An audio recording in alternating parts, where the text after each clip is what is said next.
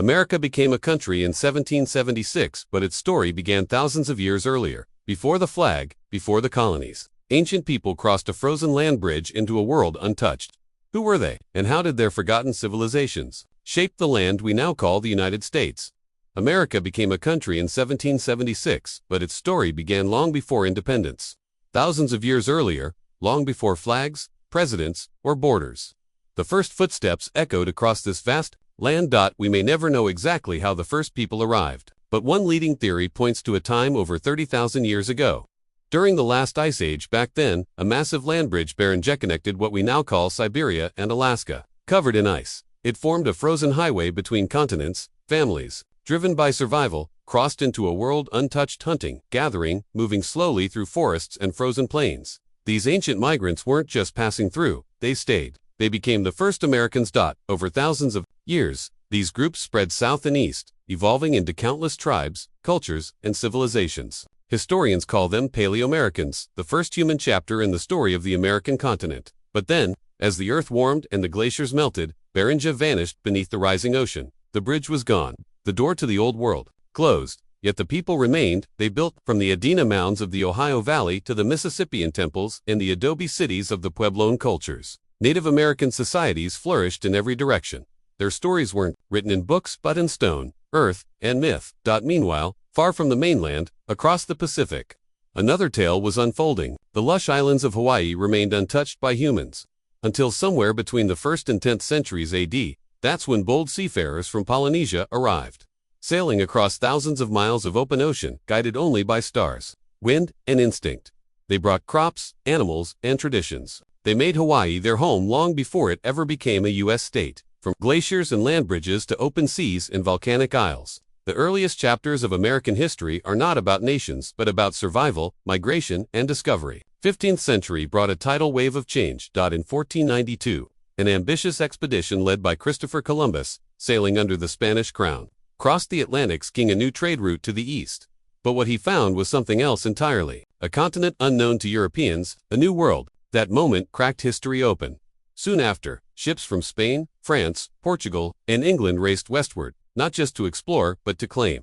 Colonies were planted, trade routes were carved, and the lives of native peoples were forever altered. The Spanish established their American empire first, building bases in Cuba, Puerto Rico, and Hispaniola. From there, they pushed inland, chasing gold and souls, converting, conquering, and reshaping entire civilizations. The French took to the north, claiming stretches of eastern North America, parts of Canada, and scattered Caribbean islands. The Portuguese, under an earlier treaty, took hold of Brazil, but it was the English who made a defining mark along the Atlantic coast. In 1607, they founded Jamestown, the first permanent English colony in what is now Virginia. These early settlements were fragile, beset by disease, hunger, and conflict. Yet, they grew. More settlers arrived. They farmed, built towns, and traded. In New England, some sought religious freedom. In the South, others pursued wealth through agriculture, most notably tobacco. Each of the 13 American colonies evolved its own local government. Still, they remained under the control of royal governors appointed from London. These governors held power, but relied on locally elected legislatures to raise taxes and pass laws. Meanwhile, tensions with native tribes simmered. Skirmishes, misunderstandings, and outright war marked the fragile frontier. And beneath it all, another dark force took root. Slavery. As plantation economies flourished, especially in the southern colonies, enslaved Africans were imported in growing numbers, many through British-controlled trade routes from the West Indies. By the 1770s, 1 in every 5 people in the American colonies was enslaved. These early centuries laid the foundation not just for a nation, but for the conflicts, values, and divisions that would define its future by the mid-18th century. The 13 colonies were thriving, fertile lands, booming populations, and a growing sense of identity, but with prosperity came tension. The colonies had long relied on British military protection, especially during conflicts like the French and Indian War. Part of the larger 7 Years' War, Britain emerged victorious but deeply in debt. To recover, Parliament passed the Stamp Act of 1765, forcing colonists to pay taxes on printed materials. But this wasn't just about money. The colonies had no representation in Parliament. The cry spread, no taxation without representation. Protests ignited. Petitions were ignored. And then, in 1773, a spark was lit in Boston.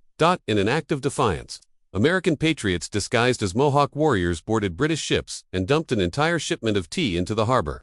The world would remember it as the Boston Tea Party. The British responded harshly. The Coercive Act stripped Massachusetts of its right to self-govern and placed it under direct military control.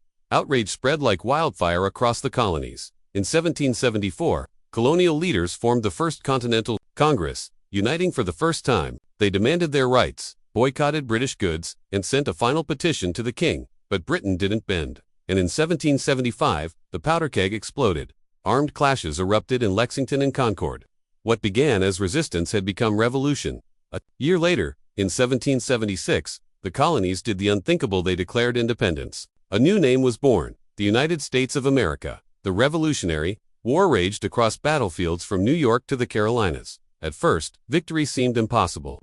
But in 1777, American forces captured a major British army at Saratoga. Turning point, that victory drew in powerful allies. France, followed by Spain and the Netherlands, joined the American side, shifting the balance of power.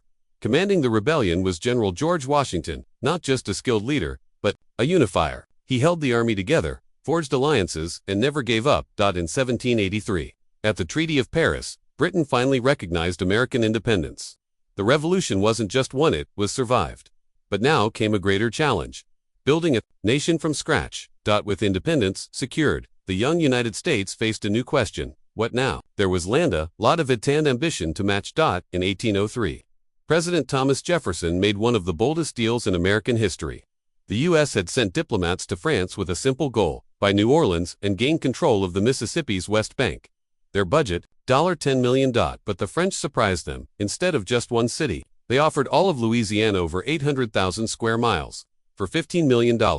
The U.S. doubled in size overnight. It was a historic bargain and a signal. The age of westward expansion had begun. Pioneers pushed past the Appalachian Mountains, carving trails through forests and plains. But this growth came at a cost. Native American lands were seized, lives displaced, cultures erased. Then came Texas, originally part of the Mexican Empire. Texas declared independence in 1836 and by 1845 joined the U.S. This sparked the Mexican-American War, leading to the U.S. acquiring massive new territories, including modern-day California, Arizona, and New Mexico. But with every new state came a deeper conflict. Would it allow slavery?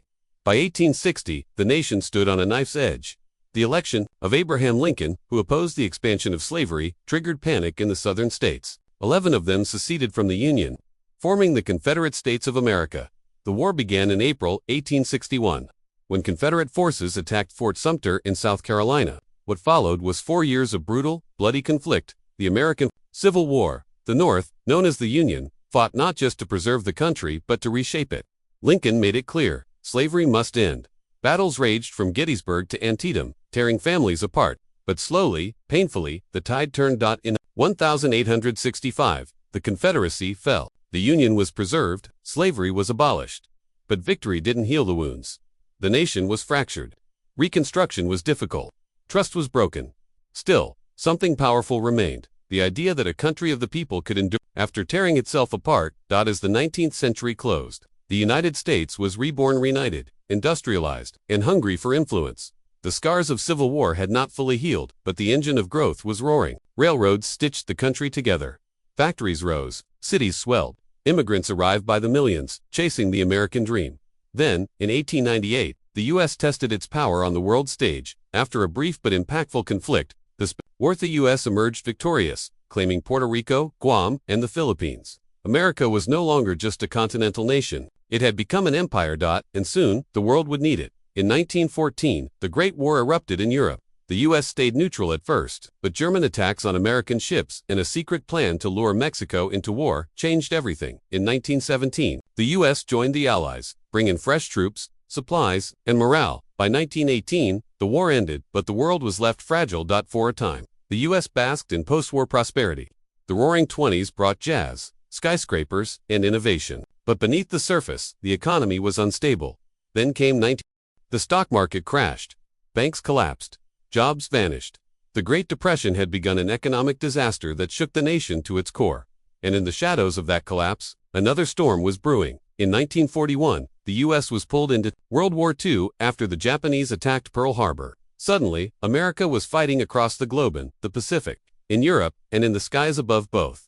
American factories roared back to life, producing tanks, planes, and supplies, not just for us troops, but for Allied forces everywhere. On the front lines, soldiers fought through jungles, deserts, and icy forests. Then, in 1944, came the turning point, D-Day. American and Allied troops stormed the beaches of Normandy, cracking open Hitler's stronghold in Europe. 1 year later, Germany surrendered. But the war wasn't over. The fight in the Pacific raged until August 1945, when 2 atomic bombs were dropped on Hiroshima and Nagasaki. Days later, Japan surrendered. The war had ended. But a new kind of war was just beginning. The world had changed. In the aftermath of World War II, the United States stood tall, victorious, powerful, and unchallenged in the West. But across the ocean, a new rival had risen, the Soviet Union. 2 former allies, now bitter opposites, locked into a silent, decades-long standoff known as the Cold War. It wasn't fought with bullets, but with ideology, influence, and fear. Capitalism versus communism. Democracy versus dictatorship. The race was on. Who would dominate the world?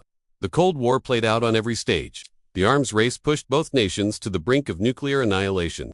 The space race sent satellites and astronauts skyward, and in countries like Korea and Vietnam, it turned into proxy wars, bloody, devastating, and politically divisive. But while America fought enemies abroad, it also faced battles at home. In the 1960s, a storm of change swept through the country. For centuries, African Americans had been denied basic rights, segregated schools, restricted voting, systemic oppression. But now, voices rose. Martin Luther King Jr., Rosa Parks, Malcolm X, leaders who demanded equality, justice, and dignity. Marches filled the streets. Sit-ins defied segregation laws. The message was clear. Freedom had to mean freedom for all. The civil rights movement pushed America to confront its deepest flaws. And while progress came, voting rights, desegregation, new laws, the journey was painful and far from over. As the Cold War dragged on, Americans lived with uncertainty. The threat of nuclear war lingered in the background, and political scandals, like Watergate, shook public trust. But in 1991, the world shifted again. The Soviet Union collapsed. Communism crumbled across Eastern Europe, and just like that, the Cold War ended without a single direct battle between the 2 superpowers. The United States emerged as the sole global superpower. But peace was not guaranteed. New enemies, new threats, and new crises were on the horizon. From the ashes of the Cold War came a new age, one where the battlefield wasn't just land or sea, but ideology, identity, and terror. The 21st century began in peace and shattered. In a single morning, on September 11, 2001, terrorists from Al-Qaeda hijacked 4 planes. 2 crashed into the World Trade Center in New York City, 1 into the Pentagon, and another in a Pennsylvania field brought down by brave passengers. Nearly 3,000 lives were lost. The world stood still. America's response was swift. The war on terror began. U.S. forces invaded Afghanistan, targeting Al-Qaeda and the Taliban who harbored them. 2 years later, in 2003, the U.S. launched a controversial war in Iraq, claiming the regime posed a global threat. Both wars would drag on for years, costing trillions, reshaping foreign policy, and leaving behind complex legacies. At home, another storm brewed. In 2008, the world faced the worst economic collapse since the Great Depression. Housing markets imploded, banks failed, millions lost homes and jobs. A global financial crisis exposed cracks in the very systems meant to ensure stability. But in the middle of hardship, history was made. In 2008, Barack Obama was elected as the first African-American president of the United States. It was a powerful symbol of progress, proof that change was possible. The years that followed saw sweeping transformations in technology, in society, and in how Americans viewed themselves and the world. Social media became a new battlefield of ideas. Political divisions deepened. New movements rose demanding justice, climate action, and truth. The United States entered a new era, one no longer defined by war alone, but by global influence, cultural power, and internal reflection. From a frozen land bridge 30,000 years ago, to civil war and world war, to moon landings and tech revolutions, America's story is vast, messy, and still being written. It's a nation built on ideals but tested by reality, a place of contradiction, freedom and oppression, unity and division, innovation and inequality. And yet, through every collapse, every crisis, every chapter, it continues forward. The United States isn't just a country. It's an experiment, one still unfolding.